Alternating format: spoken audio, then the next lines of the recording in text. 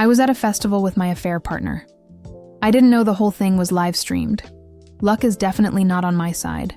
I took my affair to a festival I was supposed to have gone with my boyfriend and got caught by the event's camera sounds. Bad, right? Well, my situation's kind of a mess, and I come here exposing my life with the hope you have useful advice for me if you don't. Then I hope you enjoy my life story. I know most of you will call me a Sani. In the comments, I'm so used to hearing it now, I don't even care. Well, first things first, I'm Veronica. I'm a 25-year-old in a 4-year relationship with my boyfriend Liam, who is 3 years older than me.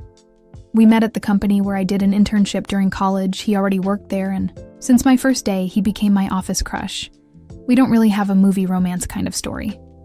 He asked me out. I said yes. We got along and started dating. Our love was always easy.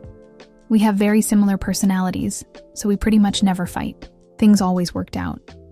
And I could never complain about my relationship with Liam. He didn't have any major red flags, and I could see myself building a life with him. I guess somehow that I was the relationship's red flag own thing I realized during high school is that I can easily get bored of people. When I started dating Liam, I figured if we eventually broke up, it would be because I got bored and lost interest in him. The thing is, year after year passed, and I kept loving him the same way. Even with our relationship being simple and low maintenance, it was easy, and I loved it. In our 3rd year together, I thought, well, guess I got bored easily because I was a teenager now. I grew up and want some stability that lasted until this year. My relationship went obsolete for some reason. Liam got to the feared phase of life of only wanting to be home and never going out. I didn't expect us to go to clubs or anything like that, but going to bars and concerts with our friends is a part of a social life. I never wanted to give up. I get chills just thinking about becoming one of those couples who doesn't have any friends and only have each other to interact with.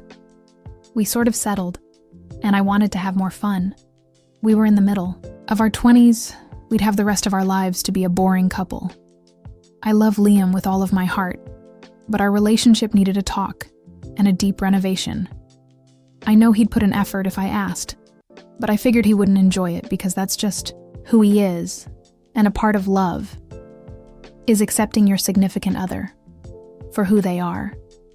I had sort of accepted that my life was like that now, but a bell inside my head kept ringing and reminding me I was losing my good years for an introverted man who doesn't like to have fun socializing. I started insisting on this subject with Liam. He wasn't really open to it. He said he'd go with me to birthdays and special events, but he wouldn't be upset if I went out with our friends if he wasn't in the mood. I thought our deal was pretty reasonable. We didn't have to do everything together. Our friends usually hung out in bars. We could drink a lot of beer and play pool, so it wasn't really an environment for me to cheat on him. One Friday night I went out with a few of our friends to one of our favorite bars. It was a lively place with loud music and a great vibe. I had already gotten out with them by myself, and it was very fun. Liam, as usual, stayed at home citing his exhaustion from the week's work. I didn't mind at first. After all, he had given me the green light to go out with our friends without him that night. I met Lucas. He was standing by the bar, chatting with a couple of people I knew, tall, with an easy smile and a confident aura. He immediately caught my attention. We were introduced by a mutual friend, and from the moment we started talking, there was a spark. Lucas was charming, funny, and most importantly interested in me. We ended up talking for hours, laughing and sharing stories. I didn't fight the attraction I felt towards him. In fact, I welcomed it. My relationship with Liam had become so routine that the excitement of meeting someone new felt like a breath of fresh air. By the end of the night, Lucas and I exchanged numbers, and I knew this was the start of something I probably shouldn't pursue, but I couldn't help myself over the next few weeks. Lucas and I texted constantly. Liam was oblivious as usual. Too caught up in his work and his hobbies at home, I felt guilty, but I also felt alive when I was with Lucas. I wasn't just Liam's girlfriend. I was Veronica, a woman who still had a passion for life and adventure. We arranged to meet up a few times, always being careful, not to get caught. It was thrilling in a way. that my life with Liam hadn't been in a long time. Every text message from Lucas felt like a secret, a little piece of excitement that I could carry around with me. It was intoxicating Liam. And I got news that I first thought would be exciting, but I didn't know it would be the beginning of my downfall. We had a close friend named Martin who worked in public relations. His company was doing the PR for a major music festival in our city, so he offered us tickets to the event. I was thrilled. It was exactly the kind of event I loved. But when I excitedly told Liam about it, he just sighed and said, "You go, V. You know I'm not into those big crowded events." Besides, I promised Mom I'd visit her that weekend. I was furious. It wasn't just about the festival. It was about our relationship. It felt like he was giving up on us, on me. He didn't even try to make an effort to do something I loved. So I decided then and there that I would go to the festival. But not alone. Lucas had mentioned he was going to the same festival with his friends. It was the perfect opportunity. I was also going with my friends. But I made up a story about a childhood friend who was going to the festival and had just gone through a breakup. I told them she didn't have many friends, and I wanted to be there for her to help her have fun. I promised I'd meet them at the end of the festival. That way, I ensured my friends wouldn't question me in case I ran into them at the festival. I'd say my friend left crying because of a song she heard, which reminded of her ex. I didn't tell them about Lucas. They thought I was still the loyal girlfriend, in some twisted way. I believed I was, even if I was pretty much compulsively lying about everything. The festival was everything I hoped it would be. Loud music, dancing, and a sense of freedom I hadn't felt in a long time. Lucas and I spent the entire weekend together. After the first day, we went to his apartment. God, it was the best night of my life. We were inseparable, sharing laughs, kisses, and moments that made me forget about everything else. I felt like a teenager again, breaking rules and living in the moment on the last night of the festival, as we stood in the crowd watching the headline act. Lucas pulled me in for a kiss. It was one of those perfect cinematic moments where everything around you fades away. Unfortunately, it didn't stay perfect. For long, something that we didn't know, one of the festival's many cameras caught our kiss. It was broadcast on the big screen scattered throughout the venue, and more importantly, it was also part of the live stream, going out to thousands of viewers. Among those viewers was Martin, who immediately recognized me and texted Liam, who had been spending a quiet evening with his mother. Suddenly found himself watching his girlfriend kiss another man on his phone screen. He didn't say anything to me that night, but when I got home, he was waiting. "What the hell, Veronica?" was all he said. When I walked through the door, the confrontation was ugly. Liam was hurt, angry, and betrayed. He couldn't believe I'd done this to him. And honestly, I couldn't either. I tried to explain how I felt, how our relationship had grown stale, and how I needed something more. But there was no excuse for what I had done, and deep down, I knew it. I couldn't even look at Liam as he yelled at me. Every word he said hit me like a punch to the gut. "I trusted you, V. I gave you the freedom you wanted, and this is how you repay me." He wasn't wrong. I had no defense, no justification that would make sense. "I'm sorry," I whispered. But it sounded so hollow even to my own ears. "I thought we were happy," he continued, his voice breaking. "I thought you loved me.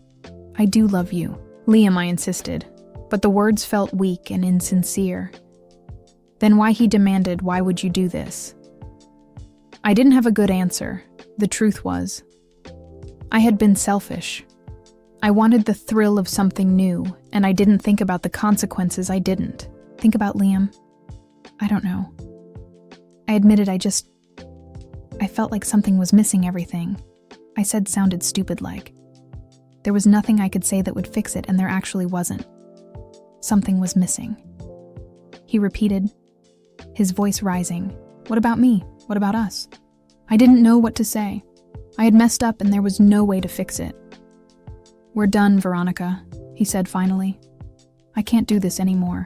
It was like a punch to the gut. I knew I deserved it, but it still hurt. "Liam, please," I begged. "Can't we talk about this? Can't we try to fix it?" "There's nothing to fix," he said coldly.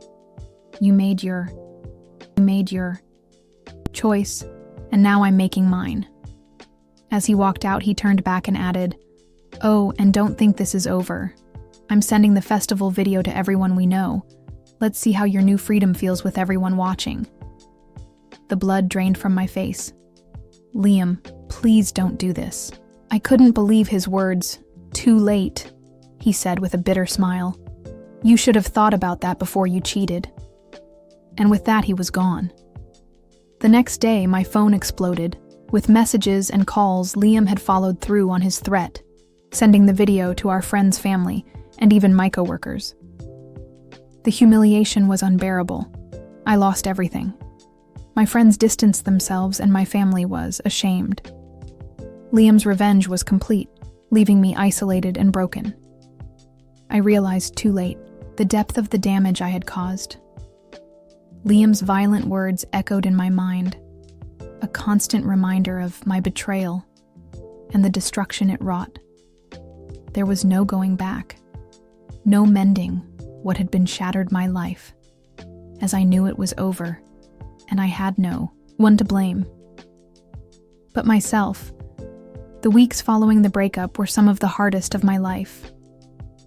I had to face the reality that I had destroyed my relationship with Liam, and I was left to pick up the pieces alone.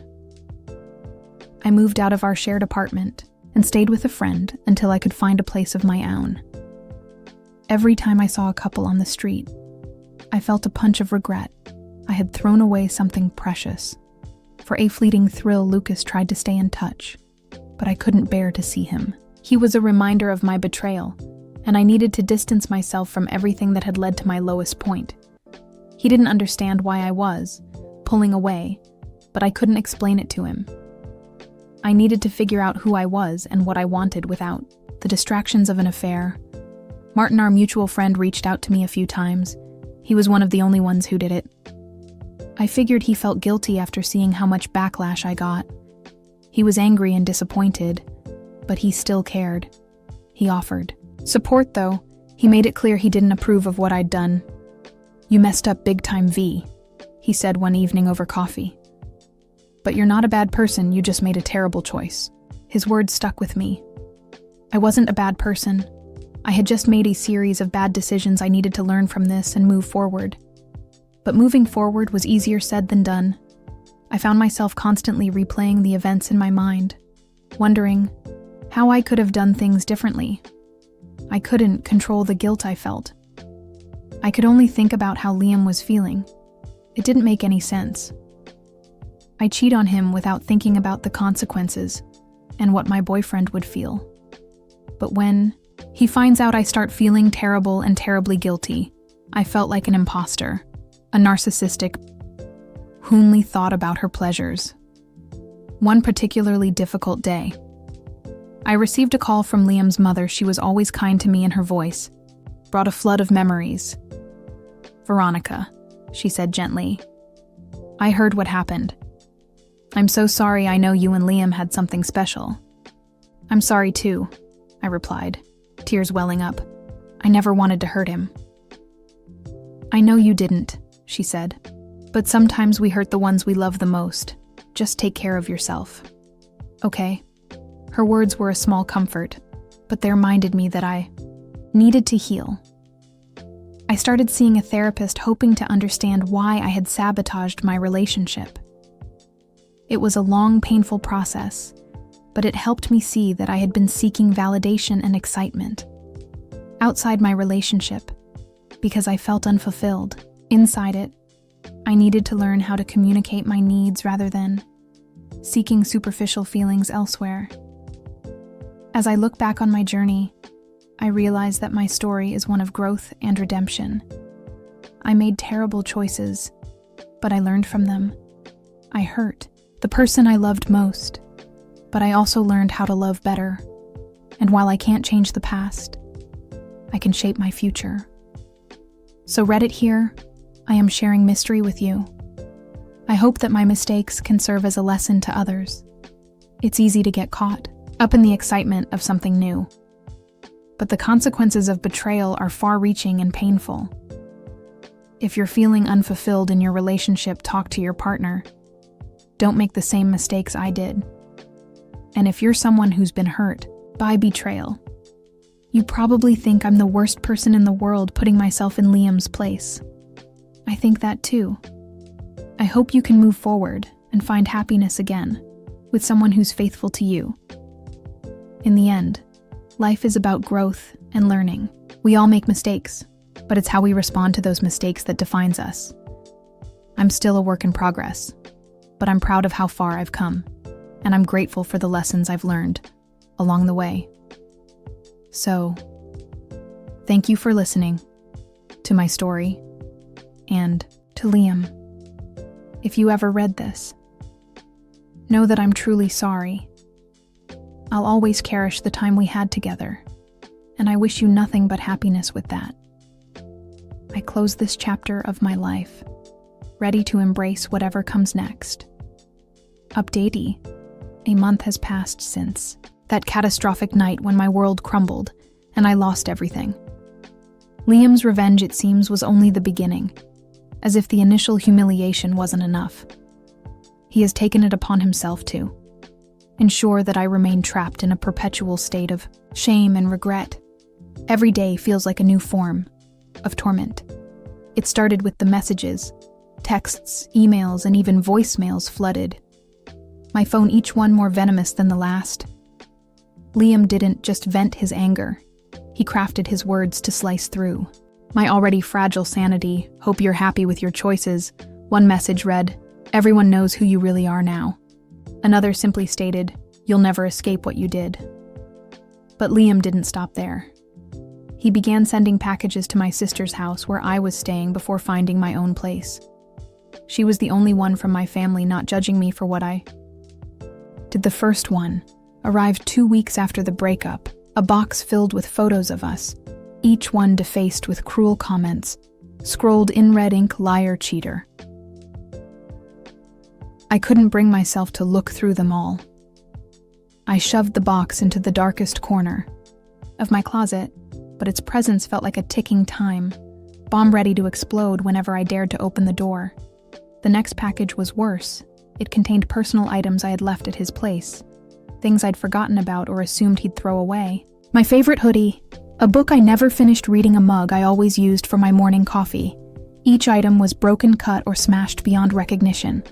The accompanying note simply read, "This is what you've done to us." I couldn't take it anymore. I thought about reporting the sort of harassment to the police, but nothing would happen. He hadn't done anything actually threatening. I didn't know if he would, but I hoped he wouldn't. I couldn't stand thinking about it anymore. I just wanted to move on. My friends once. My support system had all but abandoned me. The video Liam had sent around had done its damage. Most of them sided with him, viewing me as the villain in this tragic tale.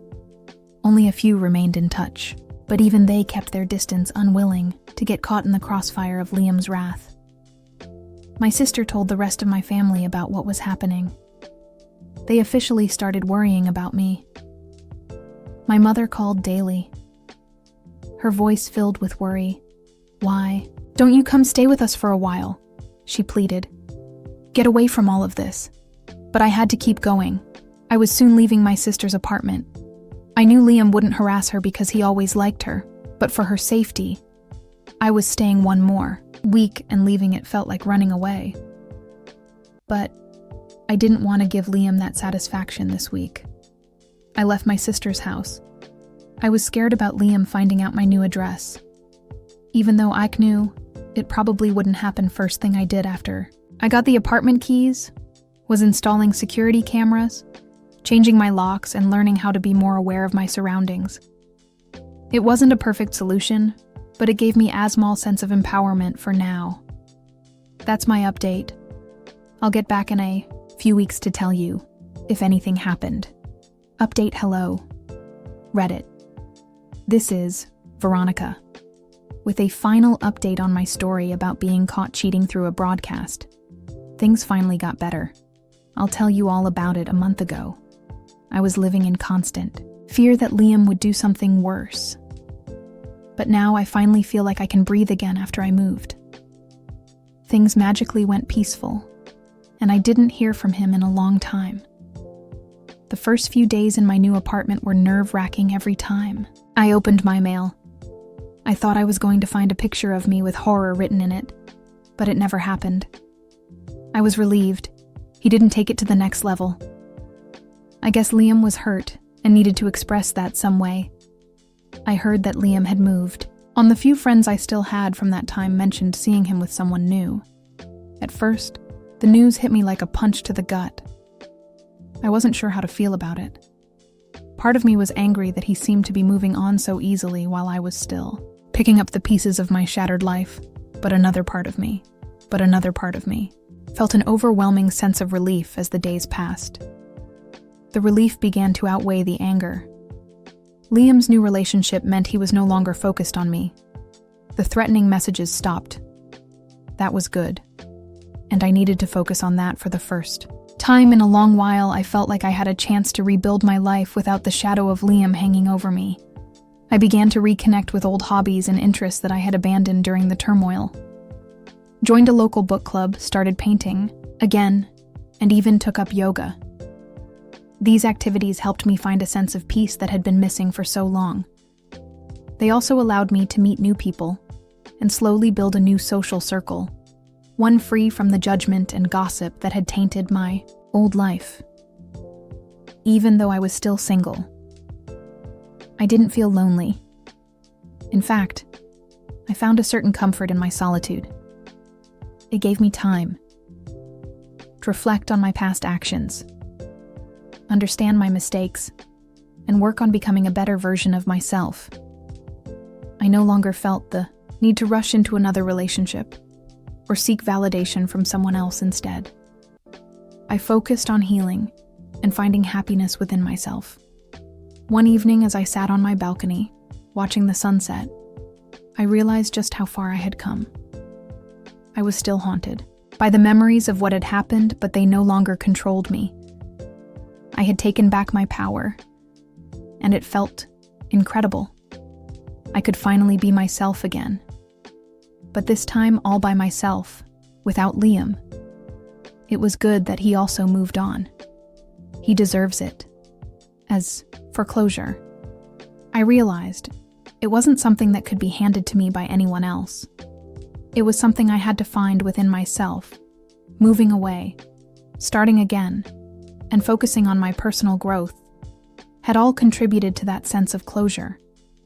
It wasn't perfect, and there were still days when the past weighed heavily on my mind. But overall, I felt more at peace than I had in a long time. Looking back on the cheating, it forced me to confront my mistakes, prioritize my well-being, and ultimately find a path to a better life. While I wouldn't wish what I did to anyone, I stopped consuming myself with the guilt and accepted now completely that people make mistakes now. As I look forward, I do so with a sense of hope and determination. I am grateful for the chance to start over, and I am committed to making the most of it. My past will always be a part of me, but it no longer defines me. I am free to create a future filled with possibilities, and that is something worth celebrating. I sit on my couch, my heart pounding in my chest. I didn't think something like this would happen to me. Male, 28 years, and have been married for 5. To my wife, female, 28 years. We got married soon after we graduated university. We met each other through mutual friends at some college party. She was smiling at me, and I thought she was beautiful. We began talking and found that we shared many classes together. She asked me to save her a seat beside me in the next class, and I did. We used to run into each other quite a lot. We used to hang out with our friends and in classes. After a month went like this, I decided it's time that I asked her out on a date. "You want to go out tonight?" I asked her, heart beating in my chest. "Sure, who all are coming?" she asked. "Clueless, just us," I said with a smile. She smiled at me like she has been waiting for this as well. I took her to a fancy restaurant near our campus, and that's how we began dating. We were happy in our relationship. I vowed to myself to work hard to build us a future we both wanted. We soon graduated college and moved in together in a small apartment. Everything was going good. We both used to work on different jobs, but still made the time for each other whenever we could. I knew I wanted to spend my life with her, so I proposed her to marry me at the same restaurant we went to on our first date. She was teary-eyed and said, "Yes, we got married quite young, but we thought why to wait. When we are sure about each other, I knew I wanted her, and she wanted me, so what could go wrong? In our marriage, we navigated through life together. When we had hard days, we would hug each other and hope that the next day would be better. We celebrated the good days with each other. We came a long way in these 5 years professionally, as well as personally. We were living happily together until all of it came. My wife started acting differently around 3 months back.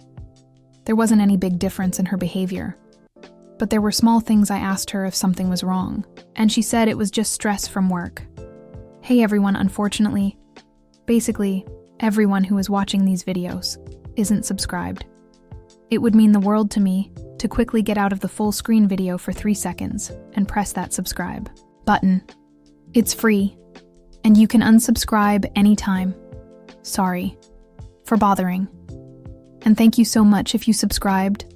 I believed her and let it go, but the patterns didn't come to an end. She started leaving for work before I could wake up and would be home really late from work. We stopped having meals together. I felt like she was ignoring me. For some reason. Every time I asked her, she would give me some reason. Or the other. We have been together for quite a long time.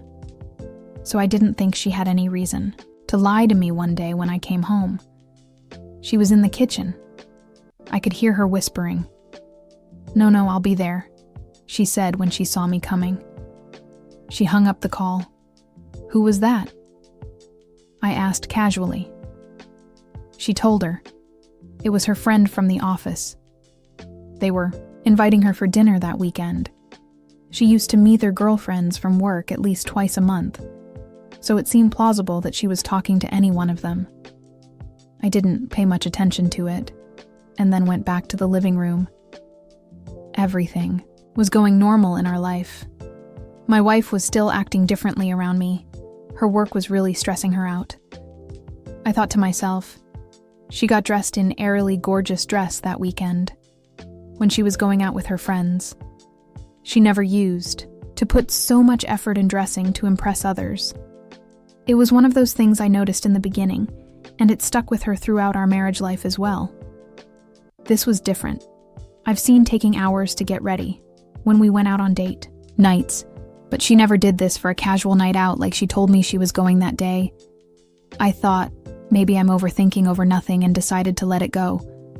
I kept waiting for her, but she didn't come back home in time. I texted her, but she didn't reply to them either. I got really worried. I called for her, but she didn't pick any of them. I was worried if something bad had happened to her. I was pacing back and forth thinking who to call.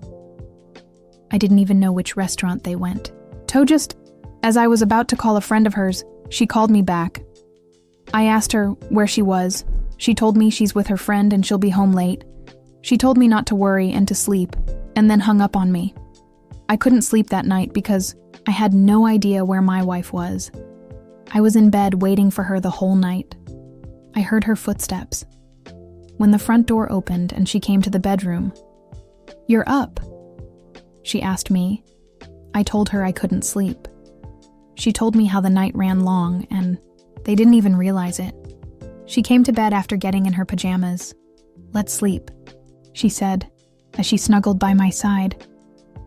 I gave her a slow smile, but I still couldn't fall asleep. I had a feeling in my gut that my wife was hiding something from me. Why can't I just ask her? I thought in my head, there was a distance between us now. I didn't know what had brought it, but it was there between us, and I didn't know what to do to take it away. Just when I was engrossed in my thoughts, her phone kept getting notifications.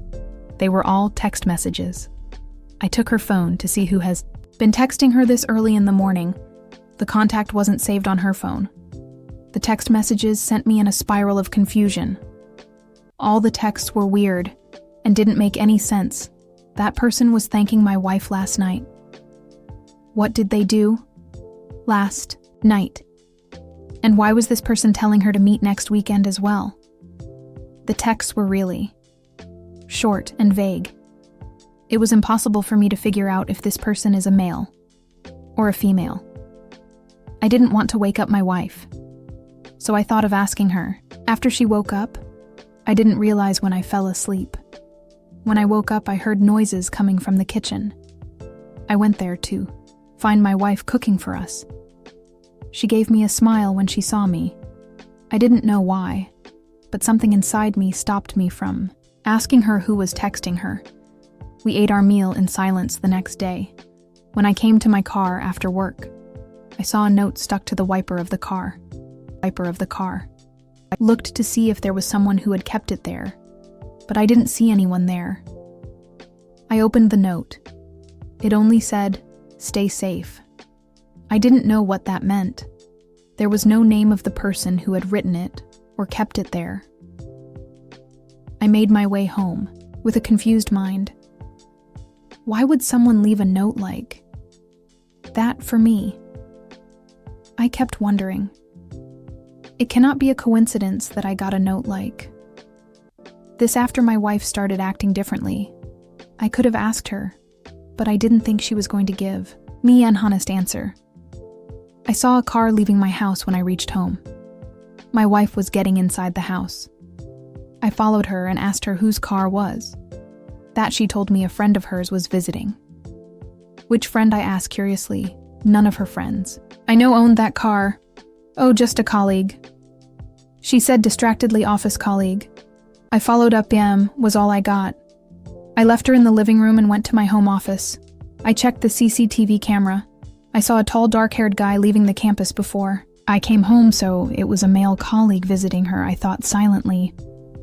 I didn't stop there. I replayed previous week's recordings as well. Realization drawn on me. This guy had visited my home various times in the last 3 months. Sometimes he came to pick me wife. We never checked CCTV cameras, unless there was something we were looking for.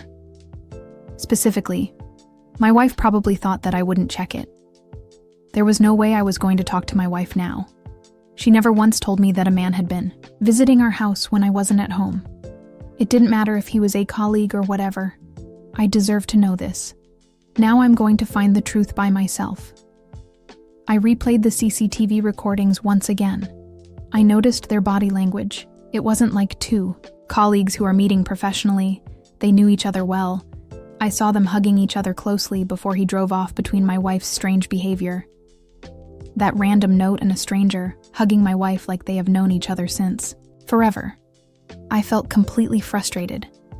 I needed to find the truth before I lost my mind completely. I started keeping a close eye on my wife's actions. I woke up early so she cannot avoid me in the mornings.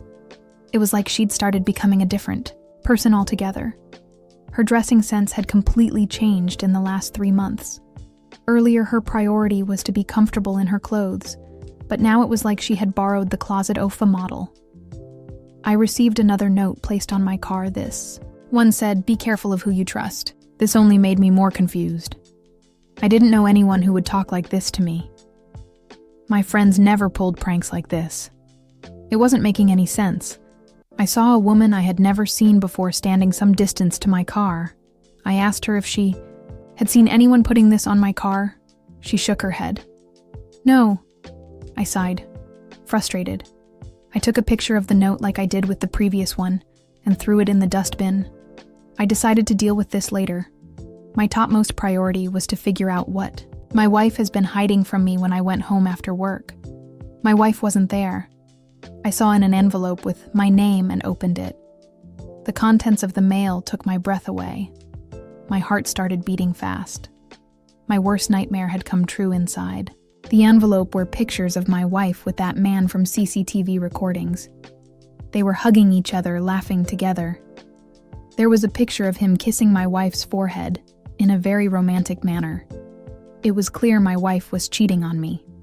I could have confronted her that evening itself, but I wanted to catch her in the act. I didn't want to leave any chance, so she could feed me some other stupid lie. I hid the envelope in my office drawer. I acted completely unaware in front of her when one evening, she told me that she is going out with her work friends. I nodded my head and went to my home office. I waited for her to leave the home and then took my car and trailed her behind. I needed to see if she's meeting her friends or that guy.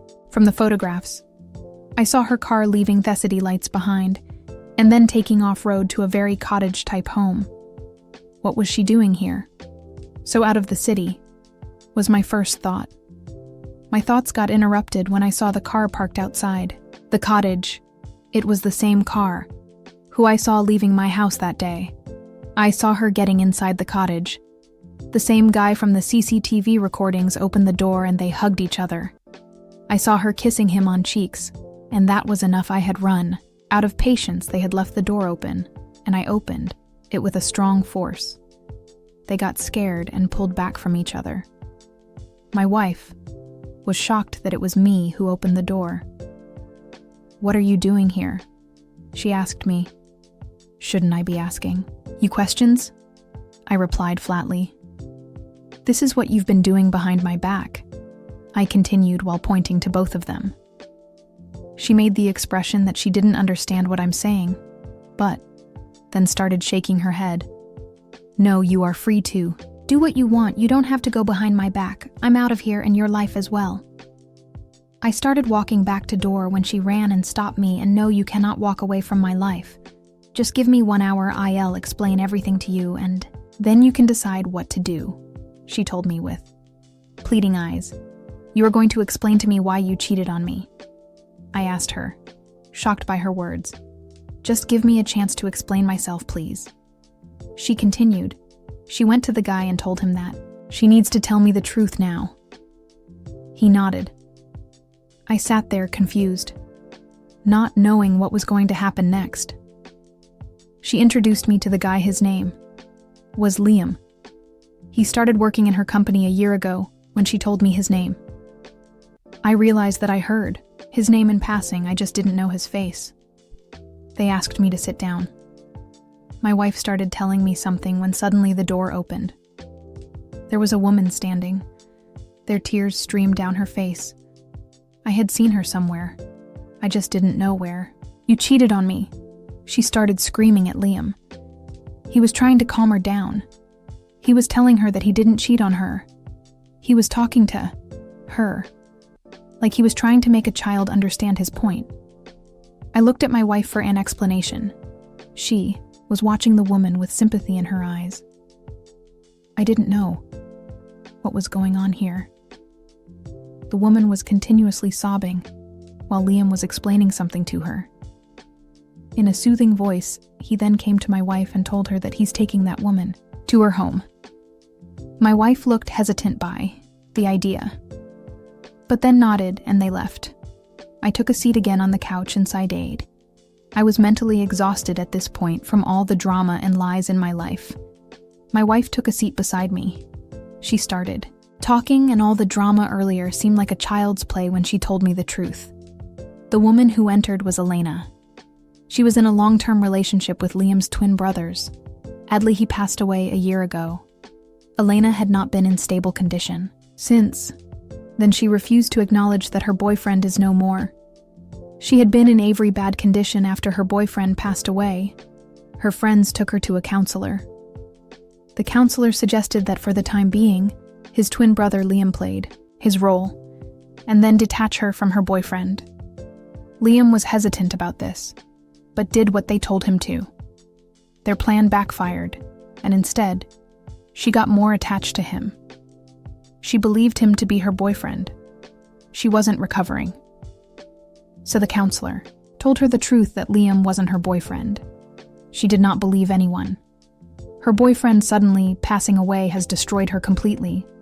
The counselors told him that maybe seeing Liam with another woman would make her realize that he was a different person. He was single and didn't want to date anyone. So he requested my wife to act to be with him. He needed someone he trusted. He was told that he needed to be with someone who was completely different than Elena. That's why you decided to dress up completely different. I asked her. She nodded in affirmation. It was finally making sense now. I wanted to tell you, but it wasn't my secret to tell. And Liam asked for the time till Elena finally accepted it. She said to me, I asked her why. She started ignoring me. I felt guilty for not telling you the truth I couldn't face. The truth. You like that? I'm sorry, she whispered silently. Why didn't you come home that night? She knew which night I was talking about. Elena felt unconscious and we had to rush her to the hospital. I was at the hospital all night. I told her that I received an envelope full of pictures of her with Liam. We needed to act like we were together, so Elena could finally acknowledge the truth. It was just a show for her. She told me who sent me this envelope. I asked Elena. She thought that I was cheating on you. With her boyfriend, Elena told Liam today that she has evidence of us cheating, and she'll show it to you. I then realized that it was Elena who I saw near my car. And I even asked her if she saw someone. I told my wife that I saw Elena at work one day. But Elena doesn't work. She said also, confused. As to what she was doing there, I told her about the notes I showed her, a picture of the notes on my phone. My wife recognized Elena's handwriting. She used to send Liam notes. I remember it, she said. Everything was finally making sense. Elena was warning me because she felt that my wife is cheating on me with her boyfriend. Why did you kiss him today? I asked. Remembering that moment, we thought it was Elena who was coming. I heard footsteps before you entered, so I figured it was her, that's why. We came here, this is Liam's home. He wanted her to see. He was a different person, with a different home, a different life. She had a habit of following Liam everywhere. That's probably how she took the pictures as well. Finally, the mystery was solved. I couldn't stop feeling bad about Elena. Losing someone you love can do this to someone. I almost lost my mind. When I thought my wife cheated on me, I just wanted to get home after that, with my wife. After all this drama, so I did exactly that. I went home with my wife beside me.